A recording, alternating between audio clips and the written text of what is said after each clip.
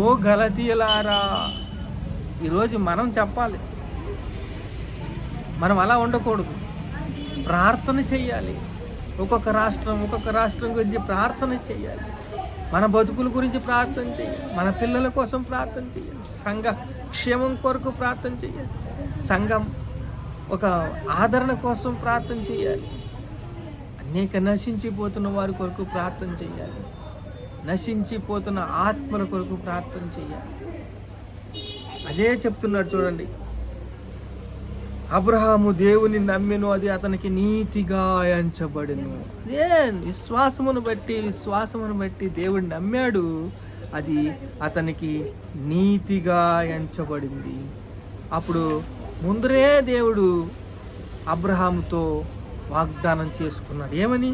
నీ యందు అన్యజనులు ఆశీర్వదించబడుదురని అబ్రహాముకి సువార్త ముందుగా ప్రకటించెను. దేవుడు ముందే చెప్పేశాడు, నీ యందు అన్యజనులందరూ ఆశీర్వదించబడతారు. నువ్వు వెళ్ళి నేను చెప్పించాడల్లా గుడారాలు అయ్యి, బలిపీఠం కట్టు, ప్రార్థన చెయ్యి, నీకు విజయం నేను ఇస్తాను. నేనున్నానంతే నీకు తోడుగా. దేవుడు మనకి తోడుగా ఉండగా మనకు అపవాది ఎవరు? విరోధి ఎవరు? వాడు ఎందుకు కూడా పనిచేయడు. వాడు ఆ భయంగా మనకు వస్తున్నాడు కాబట్టి మనం భయపడుతున్నాం. అదే అపవాదిని ఎదిరించండి, వాడు మీ దగ్గర నుంచి పారిపోతాడు. ఓన్లీ యూట్యూబ్లో అక్కడ ఇక్కడ పెట్టుకుంటాడు అంతేడు. అంతకన్నా ఏమి చేయలేడు వాడు. మన దేవుడు 7 ద్వారాలు తెరుస్తాడు. ఒక్కొక్క ద్వారం రక్షణ సువార్త వ్యాప్తి చెందాలంతే.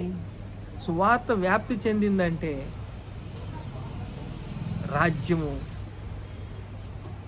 రాజ్యము శక్తియు బలము రక్షణ ఇప్పుడు క్రీస్తు ఆయన.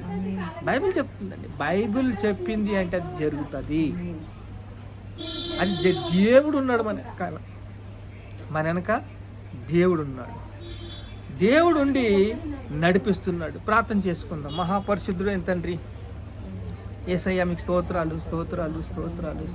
ఓ అవివేకి గలతీయులారా, సిలువ వేయబడినట్టుగా మీ ఎదుట ప్రదర్శించబడినాడు కదా. అవునయ్యా, నేను జీవించువాడు నేను కాను, నా యందు క్రీస్తే. అవునయ్యా, విశ్వాసమును బట్టి అబ్రహాం దేవుడిని నమ్మినది నీతిగా ఎంచబడినయ్యా. అయ్యా, లోకంలో ఎంతో శ్రమలు, ఎన్నో బాధలు, ఎన్నో ఆటంకాలు, ఎన్నో అడ్డంకులు, ఎన్నో చిక్కులు, అన్నిటితో తండ్రి ప్రభువా మాకు విజయం ఇచ్చి మమ్మల్ని బలపరిచి, స్థిరపరిచి, సిద్ధపరిచి ముందుకు నడిపిస్తున్న దేవానికే స్తోత్రం. స్తుతి, మహిమ, ఘనత, ప్రభావాలు యేసుక్రీస్తు నామములో చెల్లిస్తున్నాం తండ్రి. ఆమేన్.